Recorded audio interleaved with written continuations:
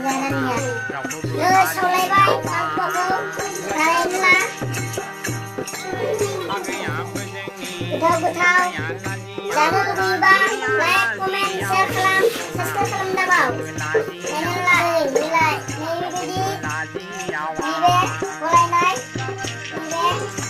mulai, iwasnya, mulai,